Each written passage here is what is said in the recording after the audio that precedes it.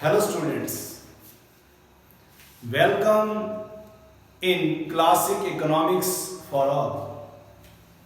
Students, आज का जो लेक्चर है वो मैक्रो इकोनॉमिक्स का जो फर्स्ट लेसन है इंट्रोडक्शन टू मैक्रो इकोनॉमिक्स उसका सेकंड पार्ट है और आज के इस लेक्चर में हम डिस्कस करेंगे most important topic difference between micro and macro economics. आज का जो टॉपिक है वो 6 मार्क्स के लिए मोस्ट इंपॉर्टेंट टॉपिक है। तो इसमें हम डिस्कस करते हैं difference between micro and macro economics. Micro जो इकोनॉमिक्स है ये हमने +1 में स्टडी की थी और मैक्रो इकोनॉमिक्स अब हम डिस्कस करेंगे +2 में। मैक्रो इकोनॉमिक्स के बारे में अगर आप डिटेल में जानना चाहते हैं तो जो हमारे इस चैनल पे what is macro economics title से एक वीडियो है उसे आप देख सकते हैं, उस पे आपको इसकी डिटेल नॉलेज मिल जाएगी। तो स्टूडेंट्स चलिए स्टार्ट करते हैं difference between micro and macro economics. तो इसके डिफरेंस में हम डिस्कस करेंगे 8 पॉइंट्स को। सबसे पहला जो पॉइंट है उसका मैंने बेस बनाया है, बेस ऑफ डिफरेंस, यानी कि माइक्रो और मैक्रो इकोनॉमिक्स का जो डिफरेंस कर रहे हैं हम किस बेस पे कर रहे हैं। तो सबसे पहला जो डिफरेंस है वो है लेवल ऑफ स्टडी और डेफिनेशन, यानी कि माइक्रो इकोनॉमिक्स में किस लेवल की स्टडी की जाती है और मैक्रो इकोनॉमिक्स में किस लेवल की स्टडी की जाती है, या इसकी डेफिनेशन क्या है दोनों की, या मीनिंग क्या है इनका। तो अगर हम सिर्फ एक सिंगल वर्ड में इसको डिस्कस करें डिफरेंस माइक्रो और मैक्रो इकोनॉमिक्स का on the level of study, तो हम कह सकते हैं कि इसमें हम इंडिविजुअल इकोनॉमिक एक्टिविटीज की स्टडी करते हैं, इंडिविजुअल इकोनॉमिक एक्टिविटीज, और इसमें हम एग्रीगेट इकोनॉमिक एक्टिविटीज की स्टडी करते हैं। ये तो हो गया सिंगल वर्ड में इनका बेस जो था लेवल ऑफ स्टडी, उसके अकॉर्डिंग डिफरेंस। लेकिन अगर इसको अच्छे से लिखना हो, थोड़ा टेक्निकल लिखना हो, तो हम लिख सकते हैं कि माइक्रो जो इकोनॉमिक्स है उसमें हम करते हैं स्टडीज प्रॉब्लम्स ऑफ स्कार्सिटी, यहां एक word scarcity and choice. Scarcity क्या होती है? स्कार्सिटी एक ऐसी सिचुएशन होती है जब किसी चीज की जो डिमांड है वो ग्रेटर होती है सप्लाई से।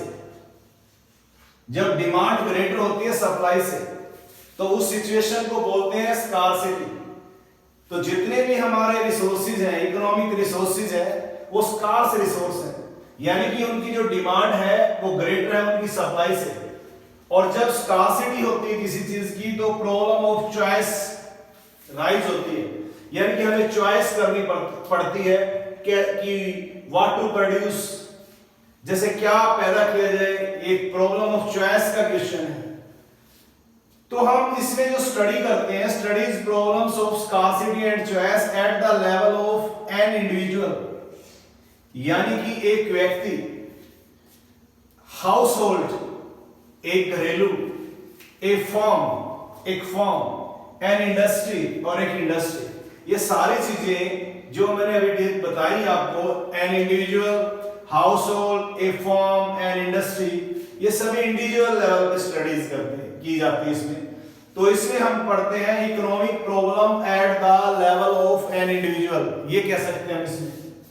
जबकि मैक्रो इकोनॉमिक्स में जो स्टडी है वो है study problem of scarcity and choice at the level of economy as a whole, यानी कि सारी अर्थव्यवस्था से रिलेटेड स्टडी की जाती है इसमें। सारी अर्थव्यवस्था से रिलेटेड मतलब एग्रीगेट स्टडी करते हैं। जैसे हम इसमें पढ़ते हैं national income, what is national income. अब जो नेशनल इनकम है हर कंट्री की अपनी नेशनल इनकम होती है, तो वो एग्रीगेट होती है। इनकम जो है जब हम इंडिविजुअल की इनकम को मिला देते हैं तो एग्रीगेट बन जाती है। तो इसमें हम इकोनॉमी एज ए होल के बारे में स्टडी करते हैं, इसमें हम इंडिविजुअल लेवल पे स्टडी करते हैं। इसमें अगर हम इसके एग्जांपल लिखना चाहें तो भी लिख सकते हैं। इसमें कंज्यूमर्स डिमांड, इसमें consumers equilibrium, producers equilibrium, forms equilibrium के बारे में पढ़ते हैं। और इसमें हम पढ़ते हैं theory of employment, general price level, national income, money, inflation. तो यहाँ पे आप एग्जांपल भी लिख सकते हो। तो जो फर्स्ट पॉइंट था वो था लेवल ऑफ स्टडी और डेफिनेशन। तो डेफिनेशन में हम इसमें क्या लिख सकते हैं कि micro economics studies problems at the level of an individual. और इसमें क्या करेंगे, हम इसमें लिख सकते हैं macro economic studies economic problem at the level of economy as a whole. तो ये है फर्स्ट पॉइंट, फर्स्ट डिफरेंस। दूसरा डिफरेंस बहुत इंपॉर्टेंट है, वो है इकोनॉमिक वेरिएबल्स। तो जो माइक्रो इकोनॉमिक्स है इसमें जो इकोनॉमिक वेरिएबल्स होते हैं वो होते हैं consumers demand and producers supply. यानी कि माइक्रो इकोनॉमिक्स में जो इकोनॉमिक वेरिएबल्स होते हैं वो दो हैं, consumers demand and producers supply. जबकि मैक्रो इकोनॉमिक्स में क्या है, इकोनॉमिक वेरिएबल्स एग्रीगेट डिमांड और एग्रीगेट सप्लाई। तो इसलिए ये सेकंड जो है पॉइंट, इसका हमने सिर्फ और सिर्फ जो मेन पॉइंट्स हैं वो ही इसमें निकाले।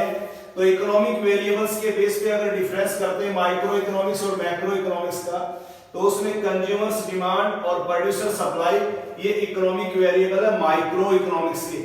जबकि मैक्रो इकोनॉमिक्स के इकोनॉमिक वेरिएबल है एग्रीगेट डिमांड और एग्रीगेट सप्लाई। अब जो एग्रीगेट डिमांड है ये मैक्रो इकोनॉमिक्स का एक मेजर सब्जेक्ट मैटर है, इसी तरह से एग्रीगेट सप्लाई है। इनको हम जो नेक्स्ट लेक्चर लेंगे एग्रीगेट डिमांड और एग्रीगेट सप्लाई रिलेटेड कॉन्सेप्ट्स, वहां इसको हम डिटेल में पढ़ाएंगे, तब उसके आपको आंसर्स मिल जाएंगे, तब इसको अंडरस्टैंड करना और इजी हो जाएगा। तो ये था स्टूडेंट्स सेकंड डिफरेंस, यानी कि होता है बेसिस ऑफ इकोनॉमिक वेरिएबल्स। इसमें कंज्यूमर्स डिमांड और प्रोड्यूसर सप्लाई होते हैं, और इसमें इकोनॉमिक वेरिएबल्स एग्रीगेट डिमांड और एग्रीगेट सप्लाई होते हैं। अब तीसरा डिफरेंस देखो, इकोनॉमिक एजेंट्स। इकोनॉमिक जो एजेंट्स होते हैं, माइक्रो इकोनॉमिक्स में जो इकोनॉमिक एजेंट्स हैं वो कंज्यूमर्स और प्रोड्यूसर्स हैं। यानी कि इकोनॉमिक एजेंट्स जो है वो कंज्यूमर्स और प्रोड्यूसर्स हैं। जबकि मैक्रो इकोनॉमिक्स में जो इकोनॉमिक एजेंट्स हैं वो इंस्टीट्यूशंस होते हैं। इंस्टीट्यूशंस मतलब जैसे यहां मैंने कुछ एग्जांपल्स लिखी हैं, RBI, reserve bank of India, SEBI, SEBI, security exchange board of India, try, telecom regulatory authority of India, ये सभी इंस्टीट्यूशंस हैं। और इनमें हम एक पॉइंट ऐड कर सकते हैं कि जो इकोनॉमिक एजेंट्स हैं माइक्रो लेवल के, चाहे वो कंज्यूमर है चाहे प्रोड्यूसर है, ये वर्क करते हैं जैसे consumer for maximum satisfaction, producer करता है मैक्सिमम प्रॉफिट के लिए। जबकि जो इंस्टीट्यूशंस हैं इनका जो मेन ऑब्जेक्टिव होता है वो होता है पब्लिक वेलफेयर। तो इसमें ये भी लिखा जा सकता है be consumers and producers both work for, या main objective of consumers and producers, अगर कंज्यूमर है तो मैक्सिमम सेटिस्फैक्शन और इसका मैक्सिमम प्रॉफिट। जबकि इंस्टीट्यूशन में क्या होता है, वेलफेयर, पब्लिक वेलफेयर। तो ये है हमारे पास तीन डिफरेंस, लेवल ऑफ स्टडी और डेफिनेशंस के बेस पे, इकोनॉमिक वेरिएबल्स के बेस पे और इकोनॉमिक एजेंट्स के बेस पे। उसके बाद जो फोर्थ डिफरेंस है डिग्री ऑफ एग्रीगेशन, यानी कि माइक्रो इकोनॉमिक्स है उसमें limited degree of aggregation use होती है। मैंने यहां लिमिटेड ही वर्ड लिखा है पहला, उसके बाद ये आप ऐड कर सकते हो, in micro economics we study about only limited degree of aggregation. Limited degree of aggregation मतलब अगर आप माइक्रो इकोनॉमिक्स पढ़ के आए हो +1 में, तो हमें पता है कि इसमें हम कई बार पढ़ते हैं मार्केट डिमांड, और जो मार्केट डिमांड होती है उसमें हम ए पर्सन और बी पर्सन और सी पर्सन अगर हैं तो उनकी डिमांड को ऐड कर देते हैं तो मार्केट डिमांड बन जाती है। इसी तरह से मार्केट सप्लाई की बात करते हैं इसी तरह से हम इसमें टोटल रेवेन्यू की बात करते हैं। थोड़ा बहुत इसमें एग्रीगेट यूज होता है, यानी कि माइक्रो इकोनॉमिक्स में limited degree of aggregation use होती है और मैक्रो इकोनॉमिक्स में वाइडर डिग्री ऑफ एग्रीगेशन, यानी कि मैक्रो इकोनॉमिक्स तो सारी की सारी ही एग्रीगेट है। इसमें हम aggregate demand, aggregate supply, gross investment, national income, each and every जो एस्पेक्ट ऑफ ग्रोस ही होते हैं इसमें, ग्रोस आउटपुट सभी उसके बारे में पढ़ते हैं। तो ये था डिग्री ऑफ एग्रीगेशन। फिफ्थ जो पॉइंट है वो है assumptions of study. Assumptions of study, इसमें हम क्या लिख सकते हैं माइक्रो और मैक्रो के डिफरेंस में। When we study about microeconomics, we assume that macro variables are remain constant. यानी कि जब हम माइक्रो इकोनॉमिक्स पढ़ते हैं तो हम मान के चलते हैं कि जो मैक्रो वेरिएबल्स हैं वो कांस्टेंट है। मैक्रो वेरिएबल्स मतलब जैसे हमारी एम्प्लॉयमेंट जो है वो कांस्टेंट है, टोटल आउटपुट है वो कांस्टेंट है, ये मान के चलते हैं हम किसकी स्टडी में, माइक्रो इकोनॉमिक्स की स्टडी में। जबकि जब हम मैक्रो इकोनॉमिक्स पढ़ते हैं तो हम मान के चलते हैं मैक्रो वेरिएबल्स रिमेन कांस्टेंट, यानी कि डिस्ट्रीब्यूशन ऑफ इनकम वो कांस्टेंट है।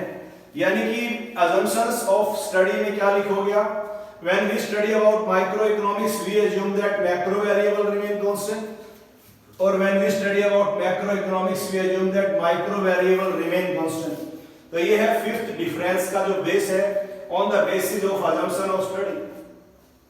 सिक्स्थ, सेंट्रल इशू, यानी कि माइक्रो इकोनॉमिक्स का जो सेंट्रल इशू है वो क्या है, एलोकेशन ऑफ रिसोर्सेज, यानी कि साधनों का बंटवारा, या हम इसे कह सकते हैं थ्योरी ऑफ प्राइस डिटरमिनेशन, यहां पे ऐड कर सकते हैं एलोकेशन ऑफ रिसोर्सेज और थ्योरी ऑफ प्राइस डिटरमिनेशन। यानी कि माइक्रो इकोनॉमिक्स की स्टडी को थ्योरी ऑफ प्राइस डिटरमिनेशन भी कहा जाता है, और मैक्रो इकोनॉमिक्स जो है इसका सेंट्रल इशू क्या है, determination of overall level of output and employment, यानी कि इसको थ्योरी ऑफ एम्प्लॉयमेंट डिटरमिनेशन भी कहा जा सकता है। इस पॉइंट में आप लिख सकते हो सेंट्रल इशू में theory of price determination, theory of employment determination, या ये वाली चीजें लिख सकते हो एलोकेशन ऑफ रिसोर्सेज और determination of overall level of output and employment. उसके बाद जो नेक्स्ट बेस है वो है मेथड ऑफ स्टडी, यानी कि माइक्रो इकोनॉमिक्स का जो मेथड ऑफ स्टडी क्या है, पार्शियल इक्विलिब्रियम एनालिसिस। इसमें हम एक हिस्से का अध्ययन करते हैं, इसमें हम करते ही इंडिविजुअल स्टडी है, पार्शियल इक्विलिब्रियम एनालिसिस है, और इसमें जनरल इक्विलिब्रियम एनालिसिस है। इसमें हम सारी इकोनॉमी की बात करते हैं, जनरल बात करते हैं, तो इसमें जनरल इक्विलिब्रियम एनालिसिस है और इसमें पार्शियल इक्विलिब्रियम एनालिसिस है। और लास्ट जो पॉइंट है माइक्रो मैक्रो पैराडॉक्स, ये बड़ा इंपॉर्टेंट है, ये अकेला क्वेश्चन पूछा जा सकता है, what do you mean by micro macro paradox.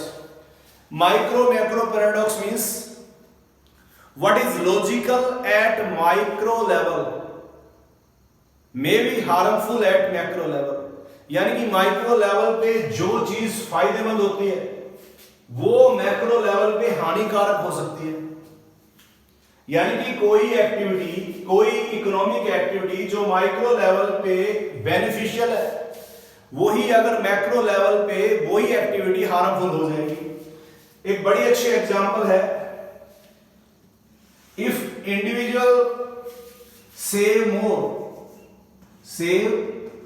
मोर, यानी कि अगर कोई व्यक्ति, एक इंडिविजुअल बंदा अपने इनकम का बहुत बड़ा हिस्सा बचाता है, यानी कि बचत करता है, तो वो उसकी प्रोस्पेरिटी को इंक्रीज करेगा, यानी कि उसकी खुशहाली बढ़ेगी, उसके पास पैसे बढ़ जाएंगे, धन बढ़ जाएगा और उसको बड़ी खुशी मिलेगी, आनंद मिलेगा।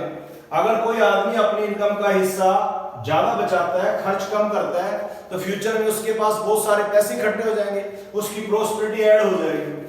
अगर सारे लोग मैक्रो लेवल पे अगर अपनी इनकम का बहुत बड़ा हिस्सा बचाना शुरू कर दें तो क्या प्रॉब्लम आएगी, इकोनॉमी में धीरे धीरे डिप्रेशन आ जाएगी, क्योंकि जब बचाएंगे ज्यादा, खाएंगे कम, यानी कि कंजम्पशन कम होगा, सेविंग्स ज्यादा होगी।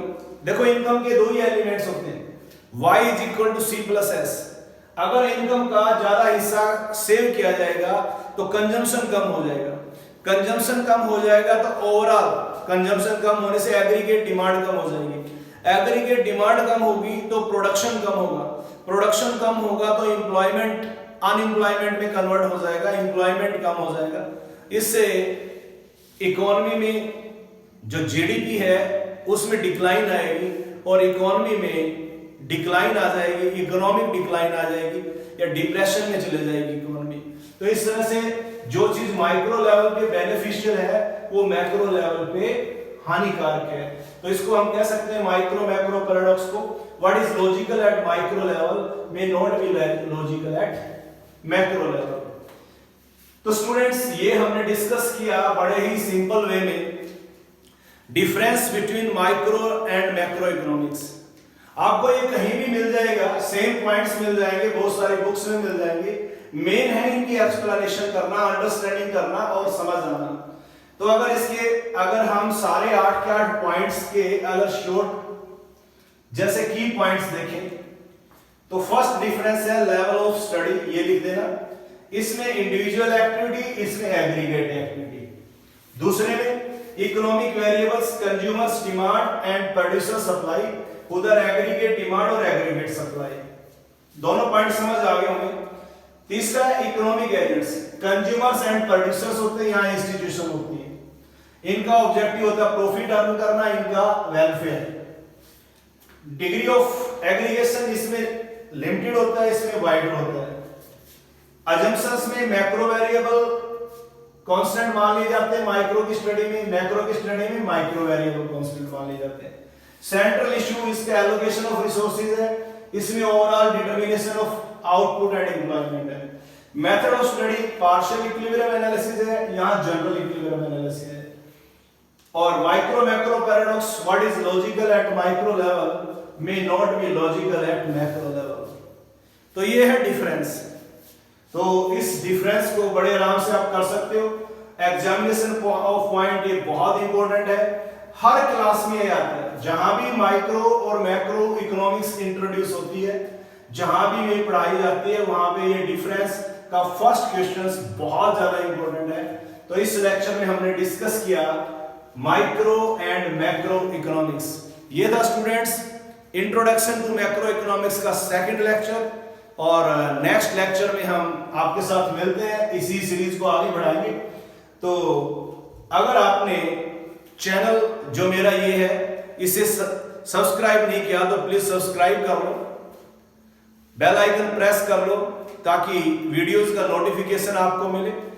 और इसी तरह से इजी वे में इकोनॉमिक्स हम आपको डिलीवर करते रहेंगे। एक छोटा सा प्रयास है, आगे आगे बढ़ता चला जाएगा। जो इसमें कुछ वीक पॉइंट्स रह जाते हैं उनको धीरे धीरे दूर करेंगे हम। तो इसी तरह से इस प्लेटफॉर्म पे हम पढ़ेंगे। तो ये था students difference between micro and macro economics. मिलते हैं नेक्स्ट लेक्चर में। Thanks a lot.